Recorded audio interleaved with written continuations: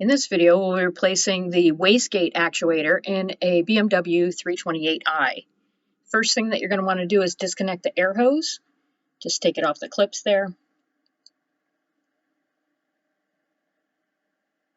And then you'll release the metal clips, which is just for the lid of the intake air housing.